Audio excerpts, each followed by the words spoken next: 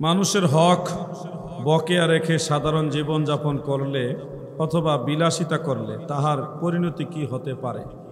আমি মাঝে মধ্যে একটা আলোচনা করি, মানুষের হক রেখে কারো কাছে টাকা পাওনা রেখে বা কেউ আপনার কাছে কিছু পায় এরকম যদি রেখে এই অবস্থায় মারা যান তাহলে আপনার পরিণতিটা কীরকম হবে আমি একটা ঘটনার মাধ্যমে বুঝাই। এরকম যেমন আপনার পাশে এক ছোট দোকানদার, তার কাছ থেকে 5 টাকা দিয়ে একটা মশার কয়েল কিনে নিয়েছেন, মশা মারার কয়েল কিনে নিলেন।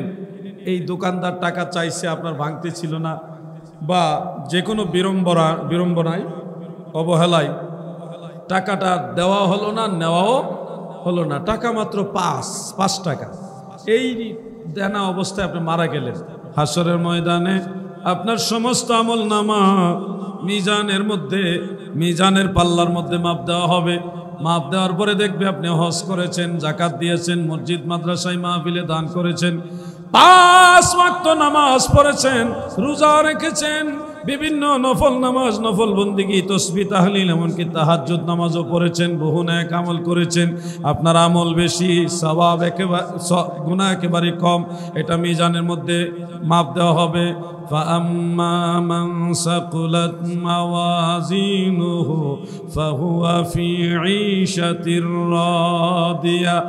আপনার আমল নামা যখন মাপ দেওয়া হবে, সওয়াব অনেক বেশি, গুনাহ কম, তখন আল্লাহর তরফ থেকে ফেরেশতারা আপনাকে জান্নাতের দিকে নিয়ে যেতে থাকবে।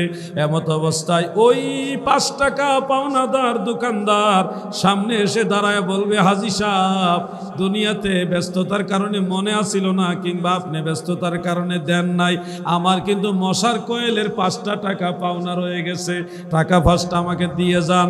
আপনি বলবেন, আমি তো হাসরের দিন কোনো টাকা পয়সা নিয়ে আসছি না ভাই, আমি জান্নাতে যাই, তোমার জন্য একটা ব্যবস্থা করতে পারি কিনা দেখি।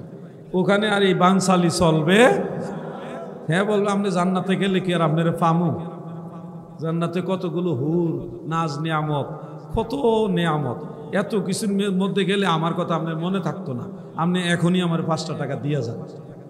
সে বললো, আমার কাছে তো টাকা নাই, আমি কোত্থেকে টাকা দিব? তো সে বলবে, তো এটা 5 টাকার বিনিময়ে আমাকে দিয়ে যান। কি চাও?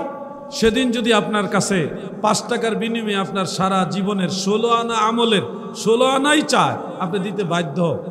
যদি 16 আনা থেকে 12 আনা চায় তাও দিতে বাধ্য, 16 আনা থেকে 8 আনা যদি চায় তাও দিতে বাধ্য। 5 টাকার বিনিময়ে যা চাইবে তা দিতে আপনি বাধ্য। ধরেন সেদিন 5 টাকার বিনিময়ে দোকানদার আপনার কাছে 16 আনা আমলের মধ্যে 12 আনা চাইলো, 12 আনা দিতে আপনি বাধ্য, এছাড়া আপনি জান্নাতে যেতে পারবেন না। 12 আনা আমল দেওয়ার পরে সওয়াব তো আর আগের মতো থাকবে না। এখন তো 16 আনার থেকে 12 আনা মাইনাস হলে আর আছে 4 আনা, গুনাহ তো আছে। ফেরেশতারা বলবে আবার মাপ দিতে হবে, কারণ সওয়াব আগের মতো নাই। তখন মাপ দেওয়া হবে। فأما من خفت موازينه فأمه هاوية। এবার মাপ দিয়ে দেখবে সওয়াব কম, গুনাহ বেশি, তখন আপনার ঠিকানা হবে হাবিয়া, দুজক, জাহান্নামের দিকে।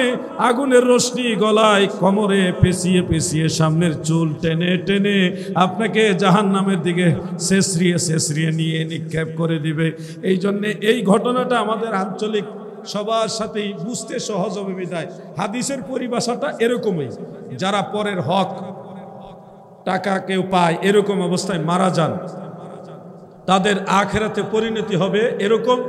সারা জীবন যত আমল করছেন ওই হকের কারণে, হক্কুল ইবাদের কারণে সমস্ত আমল করলেন আপনি নিবেশে। জান্নাতে আপনি যাওয়ার কথা, কিন্তু আপনি যাইতে পারবেন না, যে টাকা পায় সে নিবে, সে আমল নিয়ে জান্নাতে যাবে। তাহলে এরকম কি আপনারা চান? আওয়াজে বোঝা যায় অনেকে চায়।